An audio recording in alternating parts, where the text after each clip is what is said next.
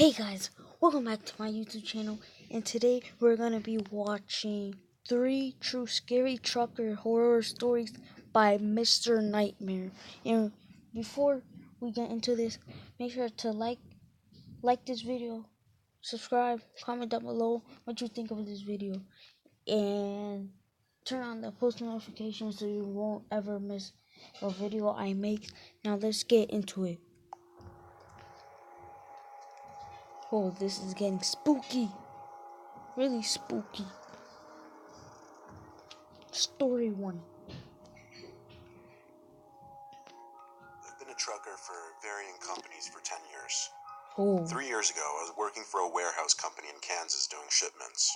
I Kansas. usually drove a semi, which is what I was behind the wheel of on February 2nd. It was a cold Monday, so the week was just starting and a lot of loads needed to be shipped, so I was trying to bang it all out quickly. I started driving at 3 p.m. and intended on getting to the destination that same night. I didn't want to have to pull off on the side of the road somewhere to It's sleep. nighttime. I did around 5 above the speed limit after 12, which is fast for a semi. I was starting to feel very tired, but the destination was less than an hour away, and I figured I could do it. Oh, My eyes were getting dry, and it was starting to become a chore just to keep them wide open. I splashed some water on my hand and then rubbed it on my face. It helped a little bit in waking me up. My truck what's was the the black only thing? vehicle on this road at this hour, so besides my headlights, the road was completely dark. I remember reaching to take a sip of my water and almost spitting it out when I saw a figure approaching fast up in the distance. Oh my I hit the god. brakes hard, and as the truck slowed down close to a halt, I could better distinguish the features of this person almost standing in the middle of the road. He seemed to be wearing all black with some kind of black scarf wrapped around his neck, and he had an unnaturally long neck. I know it's a weird thing to pick up on, but it was almost freaky looking. His face itself, however, was a complete blur. I couldn't make out any features. Oh my god, I'm As my getting... truck slowed down and got closer to this mysterious man, I was about to roll down the window to ask if he needed a ride, but he just turned to his left and darted into the woods. What? I didn't take an extra second to stop and think about it. I just pressed on the gas pedal again and moved on. Regardless of how freaky it was, I was in a rush. In fact, it wasn't even until about 20 seconds after that my heart really started racing from taking in how strange it really was. Oh, Maybe 5 minutes later, I was able to get over it. But just like that, something else happened. As I was back to my cruising speed, I saw something run across the street in front of me. At first, it looked like a big animal, but as I got closer and it crossed into the woods, I realized it looked like another person. the same I didn't man? even tap on the brakes this time, I just kept going. I kept zooming down the road, maybe even stepping on the gas a little more just because I was starting to get freaked out and wanted to get there faster.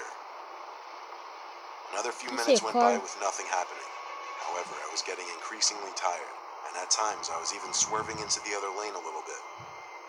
40 minutes or so left in the drive, and I didn't know if I could make it anymore. I started looking around for good places to pull over and park for the night. There was eventually a little opening on the side of the road made of gravel. I guess it was meant to be just a little parking rest stop kind of thing. I pulled the semi into it, parked it, and leaned back and rested my eyes. I fell asleep for not even an hour, just to wake up out of nowhere to the darkness. I still don't know what woke me up, but as I looked outside through the windshield, something in my gut was telling me to turn on the headlights. And so I flicked the knob, and lights lit Oh up the my surrounding god. area in front of my truck. Oh There my was something god. in front of the truck, though. A man. That same man with the black scarf I'd seen earlier standing on the side of the road. Now I could see his face much clearer. He had a very wide smile, and his eyes were open as wide as possible, and he looked right at me through the windshield. Oh my god. I turned the truck on and pulled it out of that little clearing as fast as possible. I didn't know what to think. How could he have walked 10 miles from where I'd seen him last? I didn't stop again that night until I made it to my destination. From there, I fell asleep in the parking lot and woke up early the next morning. Now, the only logical explanation I could think of is that my mind was playing tricks on me, because I had been seeing strange things all night. Oh I've my never heard of a god. hallucination being so I'm really vivid, scared. terrifying though. And I That's want the part some that still really popcorn. confuses and scares me. Story 2. No, not ads, bruh. Not ads. Alright. Story 2.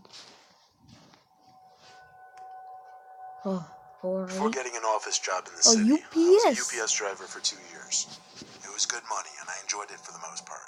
Mm. It had its moments, though. It was 2010. I'd been out of college for 2 years.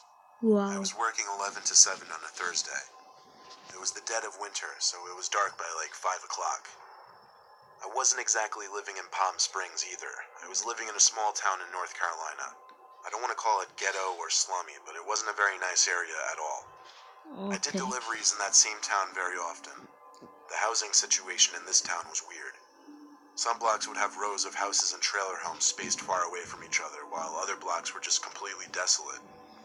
This made for less deliveries altogether because the houses were so spaced out and far from each other that it took longer than, say, a regular suburban or urban community. Deliveries were always marked on the map so that I could take a more strategic route instead of just driving all over the place. After hours and hours of deliveries, all over a span of at least 3 different small towns, I started heading down one of those streets I'd mentioned just now. Spaced out trailer homes and small houses on one side, forest on the other side. I'm really It's a little past 6 scared. p.m. and my shift is winding down with not too many deliveries left. There was one house on this block, and the package was to be signed for, meaning I couldn't just leave it on the stoop. I pulled up in front of the house, went to the back of the truck, and pulled out one of the biggest and heaviest boxes of the day. There were some kind of small metal pieces bumping around in the box, lots of them. I couldn't even try to take a guess at what could be inside. My job was just to lug the thing to the front door of the trailer home, and that's just what I did. There was no doorbell in this home, so I had to knock. There were no lights on in there, though, and I didn't see a car out front, so I was hoping somebody was home. I knocked a few more times, then I saw the curtains to one of the windows move, and footsteps come to the door. Then there was a long pause, a suspicious and unnecessarily long pause before the door finally cracked open. Some older woman poked her head out all paranoid-like, and when I said she had a package to sign, she opened the door fully. She seemed fidgety as I asked her to sign the device. She did so. It was a sloppy signature, too. She told me I'd need to help her carry the box into her room. I figured that would be the case. The moment I stepped into the trailer home, I got a huge whiff of some kind of stench. You know how every home has a distinct smell, whether it be good or bad? Well, this home smelled awful. I don't know what it was. Awful. She was leading me to a back section behind the tiny living room space. She took me to a narrow hallway where I struggled to carry the box, and then brought me to a door. She opened the door and told me to maneuver the box into the closet in the back of the room. I asked her to flick on the light. She said the light didn't work. It was next to pitch black in there, with the only source of light being the lamp from the living room seeping down the hall into this room. I could see just the slightest amount to navigate the box inside of the room. As I got close to the closet, I saw someone standing in the corner of the closet. Oh my I god. knew for certain it was a person because of the shape of the outline, and there was movement. There was no logical explanation to this. This person was clearly hiding from me, waiting. I left the box where it was and walked past the woman and said, "Have a nice day." She started to scream at me to come back and help her, then she went as far as to call me a piece of shit. I didn't know what this woman and whoever was in that closet were planning on doing, and I didn't want to stick around to find out. I went on with my shift and went home that night, and thus began my job hunt for a newer, better job. Oh my god, Patricia, you look pretty. I know. The freaking ads. You're supposed to. Gee. Story 3.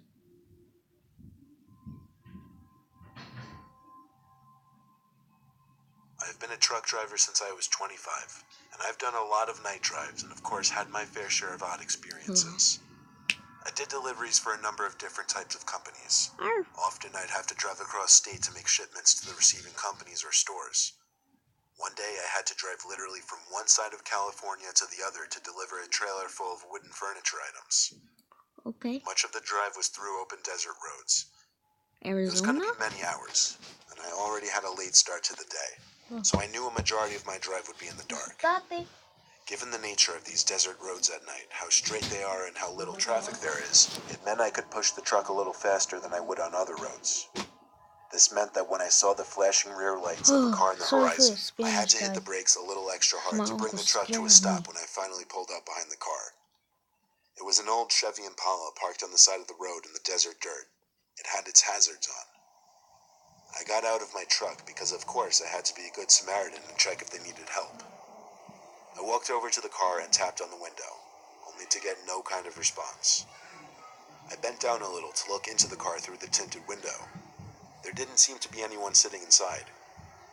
I did the same thing for all 3 other seats, and could confirm there wasn't anyone in the car. So I looked out into the cool, dark desert that the road ran through, though I couldn't see any further than maybe 20 yards in front of me. I was feeling especially hopeful this night for some reason, so I went back to my truck and got a flashlight from the toolbox that sat underneath the passenger seat. It was a heavy-duty tactical flashlight that was so bright it would hurt your eyes to look directly at it.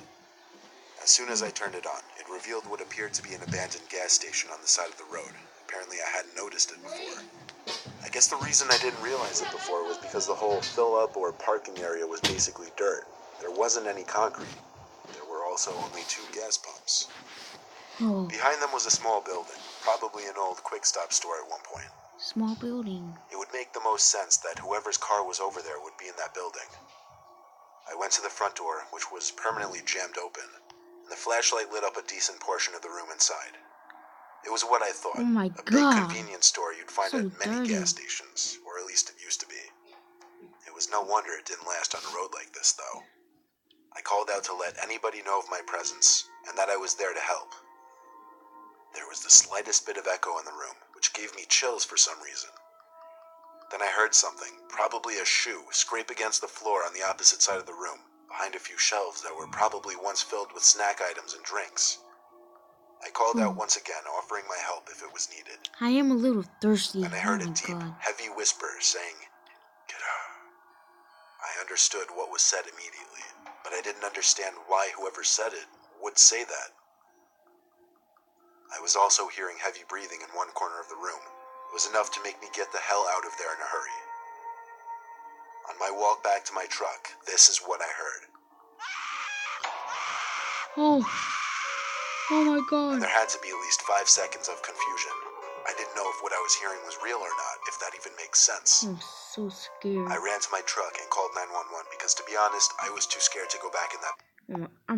Oh my God. I don't even want to watch this anymore. Oh my God. My heart. Oh my God. My heart. Building. They asked for an exact location, and I couldn't tell them. All I could say was that I was by an abandoned gas station on some road in the desert. They asked me to stay on the line so I could describe my location better. But suddenly, the car in front of me turned on and started speeding down the desert road. I didn't even notice him get into his car. It was so dark and I was so distracted by the phone call. I ran back into the building to see if anybody was still in there, while of course keeping 911 on the line. I went to the back section where I'd heard the voice and breathing, and I was mortified to see a fresh pool of blood on the floor. Oh. I could only imagine what had happened. I explained into the phone that I believed I'd just stumbled into a crime scene. Eventually they were able to send a bunch of state troopers to the scene. They asked me for any information I could give, license plate number, what the suspect looked like, what I thought happened. All I said was it was a black Chevy Impala, early 2000s, and I heard a man tell me to get out before hearing a woman screaming as I left the building. There was no body left behind, but I had a few ideas of what might have happened. I'm sure the state police took some blood samples and whatnot, but I wasn't able to be of much more assistance. Shamefully, I did not have a dash cam at that point to get the license plate number, but literally the next week, I installed the dash cam into my assigned truck. This was just one of those once-in-a-lifetime experiences that will always haunt me. No, no, no, no, no, no, no, no, no, no, no, no. Oh.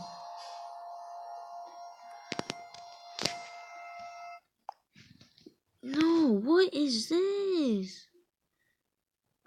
Oh. I hope you guys enjoy. Oh my break! Jeez, these stupid people can't stop calling me. Jeez. Oh my God! Freaking raging. I hope you guys like this video. And Peace out.